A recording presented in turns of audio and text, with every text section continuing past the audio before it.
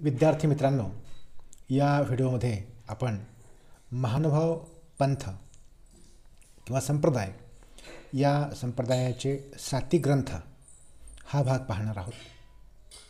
आपल्याला कल्पना आहे की महानुभाव संप्रदायाचं सांप्रदायिक कार्याबरोबरच वाङ्मयीन कार्य जे आहे ते अत्यंत महत्त्वाचं आहे.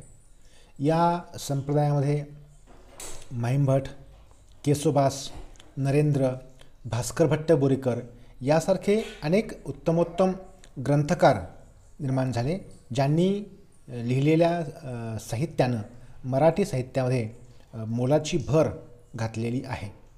गद्य आणि पद्य, महदंबेचे धवळे हे पद्यात्मक, गद्य आणि पद्य अशा दोन्ही प्रकारातलं वाङ्मय लेखन या पंथामध्ये निर्माण झालेलं आहे. दृष्टांतपाठ, लीलाचरित्र किंवा या ठिकाणी पूजावसर, सूत्रपाठ असे त्यांचे ग्रंथ महत्त्वाचे आहेतच, परंतु याचबरोबर महानुभाव संप्रदायामध्ये आणखीन काही ग्रंथांना महत्त्व आहे. त्या 7 ग्रंथ आहेत आणि या 7 ग्रंथांना साती ग्रंथ असं या पंथामध्ये संबोधलेलं आहे. आणि म्हणून महानुभाव संप्रदायामध्ये हे जे 7 ग्रंथ आहेत त्यांना साती ग्रंथ असं म्हटलेलं आहे. ते साती ग्रंथ महत्त्वाचे असून त्यावर बरेचदा आपल्याला परीक्षेमध्ये प्रश्न विचारला जातो किंवा जाण्याची शक्यता असते. या दृष्टीनं आपल्याला साती ग्रंथ हा भागही या ठिकाणी पाहायचा आहे. तर या संप्रदायामध्ये जे साती ग्रंथ आहेत ते कोणते आहेत, साती ग्रंथ कोणते, त्याचे लेखक कोण, या संदर्भातला अभ्यास आपण या व्हिडिओमध्ये करणार आहोत. आता हे जे 7 ग्रंथ आहेत, या 7ही ग्रंथांचा एकत्र उल्लेख करण्याच्या पाठीमागचं कारण असं की हे 7ही ग्रंथ या महानुभाव संप्रदायाचे जे पंचकृष्ण आहेत, या पंचकृष्णांची चरित्र लिहिलेली आहेत.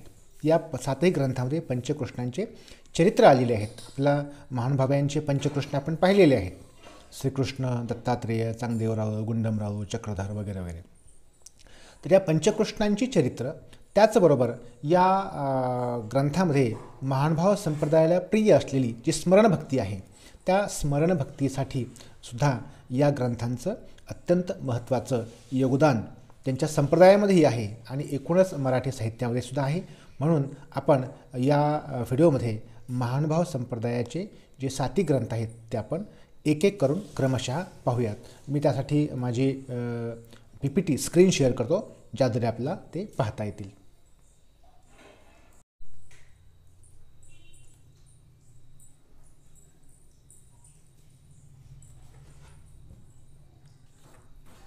विद्यार्थी मित्रांनो, आपण महानुभाव संप्रदायाचे 7 ग्रंथ पाहणार आहोत. एक मिनिट. तर महानुभाव संप्रदायामध्ये जे 7 ग्रंथ आहेत, ज्यांना त्या संप्रदायाने अत्यंत महत्त्वाचं स्थान आहे आणि जे आपल्या वाङ्मयाच्या दृष्टिकोनातूनही महत्त्वाचे आहेत, अशा महानुभाव संप्रदायाच्या 7 ग्रंथांचा थोडक्यात परिचय आपण पाहूयात. या 7 ग्रंथामध्ये पहिला ग्रंथ आहे शिशुपाल वध. भास्कर भट्ट बोरीकर हे या ग्रंथाचे लेखक असून शके 1195 हा या ग्रंथाचा लेखन काळ आहे. भास्कर कवींचा शिशुपाल वध हा ग्रंथ अनेक दृष्टींनी सरस अशा प्रकारचा ग्रंथ आहे. या ग्रंथात एकूण 1087 ओव्या आहेत असून श्रीकृष्ण, श्रीदत्त, चक्रधर, नागार्जुन यांना वंदन करून या ग्रंथामध्ये श्रीकृष्णाची सुंदर वर्णनं आलेली आहेत. काव्यदृष्ट्यासुद्धा हा ग्रंथ अत्यंत महत्त्वाचा आहे. हा भास्कर भट्ट बोरीकर यांचा ग्रंथ आहे. शके 1195 हा त्याचा लेखन कालखंड मानला जातो. या शिशुपाल वध हा जो ग्रंथ या भास्कर भट्ट बोरीकर यांनी लिहिलेला आहे, याचबरोबर भास्कर भट्ट बोरीकर यांचा आणखीन एक ग्रंथ आहे. आता हा जो पहिला ग्रंथ आहे शिशुपाल वध, या ग्रंथामध्ये शक्यतो शृंगारिक वर्णनं जास्त आलेले आहेत. श्रीकृष्णाच्या सुंदरतेचं वर्णन, त्याच्या लीलांचं वर्णन वगैरे वगैरे असं आलेलं आहे आणि म्हणून त्याच्यामुळं एक हा ग्रंथ शृंगार्या प्रवृत्ताजोगा झाला अशा प्रकारची टीकाही त्याच्यावर झालेली होती. आणि म्हणून नंतर मग याच भास्कर भट्ट बोरीकर यांनी भागवताच्या 11 स्कंधावर, भागवत हा जो ग्रंथ आहे त्या ग्रंथाच्या 11 स्कंधावर त्यांनी एक टीका लिहिली, एक भाष्य लिहिलं आणि तेच भाष्य म्हणजे उद्धव गीता हा त्यांचा दुसरा ग्रंथ होय. म्हणून या उद्धव गीता या ग्रंथालाच एकादश स्कंध असं सुद्धा म्हटलेलं आहे. हा सुद्धा ग्रंथ भास्कर भट्ट बोरीकर यांनीच लिहिलेला आहे. या ग्रंथाचा जो लेखन काळ आहे तो शके 1196 असा सांगितला जातो. या ग्रंथात सुद्धा त्यांनी श्रीकृष्णाचं वर्णन, श्रीकृष्णाच्या चरित्राचं वर्णन आणि त्या भागवतातलं जो एकादश स्कंध आहे त्या स्कंधावर केलेली टीका किंवा त्यावर केलेलं भाष्य त्यामध्ये आलेलं आहे. याबरोबर साती ग्रंथामध्ये जो 3ऱ्या क्रमांकाचा ग्रंथ आहे तो आहे वच्छाहरण. वच्छाहरण हा ग्रंथ दामोदर पंडित यांनी लिहिलेला आहे. दामोदर पंडितांचा हा जो ग्रंथ आहे हा ग्रंथसुद्धा भागवत कथेवर आधारित आहे आणि या ग्रंथात सुमारे 500 ओव्या आहेत आणि या संपूर्ण ओव्या भक्तिरसाने ओतप्रोत भरलेल्या आहेत. आणि कारण आपण बघितलं की महानुभाव संप्रदायाचं किंवा वारकरी संप्रदायाचं जे मूळ तत्त्व आहे ते भक्ती आहे. भक्ती हे त्यांचं मूळ अधिष्ठान आहे आणि म्हणून त्यांच्या ग्रंथामध्ये सुद्धा श्रीकृष्ण भक्ती असेल किंवा त्यांचे पंचकृष्ण जे आहेत त्या पंचकृष्णांची भक्ती असेल त्या भक्तीपर लेखन आलेलं आपल्याला पाहायला सापडतं. म्हणून वच्छाहरण हा दामोदर पंडितांचा ग्रंथ. याचा जो लेखन काळ आहे तो आहे शके 1200. शके 1200मध्ये हा लिहिलेला ग्रंथ आहे. वच्छाहरण या ग्रंथामध्ये 500 ओव्या आहेत आणि याच्यामध्ये सुद्धा श्रीकृष्ण सौंदर्याचं बहारदार अशा प्रकारचं वर्णन आलेलं आपल्याला पाहायला सापडतं. या साती ग्रंथामधला 4थ्या क्रमांकाचा जो ग्रंथ आहे रुक्मिणी स्वयंवर, या ग्रंथाचा कर्ता आहे नरेंद्र, कवी नरेंद्र.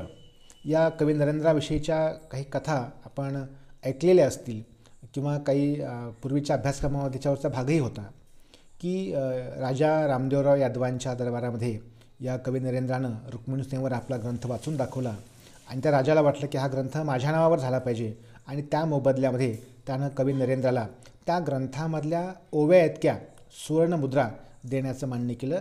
परंतु नरेंद्रानं बाणेदारपणे स्वाभिमानानं सांगितलं की ना राजे हो अमुचे या कविकुळा बोलू लागेल आणि त्यानं त्या ग्रंथाचं कर्तृत्व राजाच्या नावावर करण्याचं नाकारलं. अशा प्रकारचा हा स्वाभिमानी कवी आणि त्याचा रुक्मिणी स्वयंवर हा ग्रंथ आहे. या ग्रंथामध्ये सुद्धा श्रीकृष्ण आणि रुक्मिणी यांच्या स्वयंवराचं वर्णन आलेलं आहे. याच्यामध्ये सुद्धा त्यांचं जे दैवत आहे महानुभाव संप्रदायांचं, त्यांचा जो पंचकृष्णापैकी एक कृष्ण आहे श्रीकृष्ण, त्याच्या सौंदर्याचं, त्याच्या लीलाचं, त्याच्या कार्याचं, त्याच्या आणि रुक्मिणीच्या स्वयंवराचं अशा प्रकारचं सुंदर चित्रण या ग्रंथामध्ये आलेलं आहे. या महानुभाव संप्रदायाच्या 7 ग्रंथापैकी जो 5वा ग्रंथ आहे तो आहे ज्ञानप्रबोध.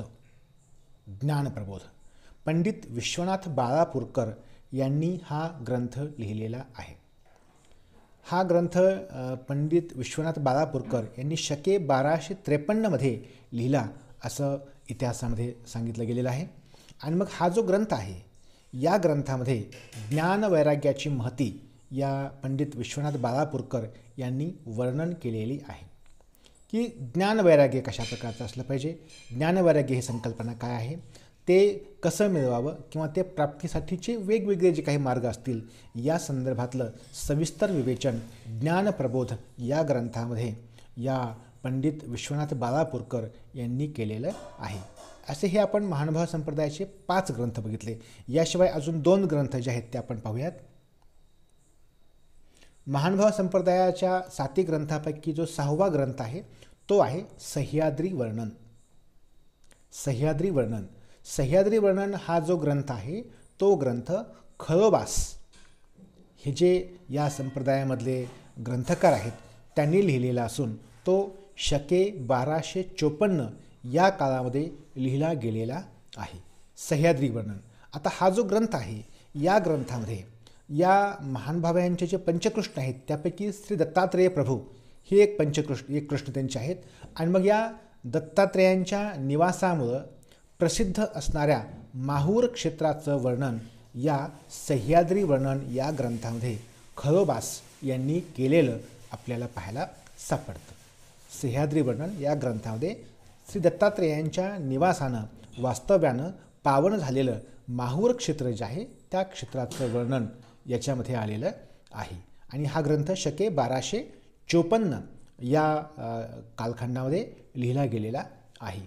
महानुभाव संप्रदायाच्या साती ग्रंथापैकी शेवटचा जो ग्रंथ आहे तो आहे ऋद्धिपूर वर्णन. ऋद्धिपूर वर्णन हा जो ग्रंथ आहे हा ग्रंथ नारोबास किंवा त्यालाच नारायण पंडित असं सुद्धा या ठिकाणी म्हटलं जातं. तर त्या नारायण पंडित किंवा श्री नारोबास यांनी हा ग्रंथ लिहिलेला आहे. हा ग्रंथ शके 1285 मध्ये लिहिला गेलेला आहे. या ग्रंथामध्ये महानुभाव संप्रदायाचं जे प्रमुख तीर्थक्षेत्र मानलं जातं किंवा जे त्यांच्या दृष्टीने अत्यंत महत्त्वाचं पवित्र असं क्षेत्र, मुख्य क्षेत्र मानलं जातं ते ऋद्धिपूर.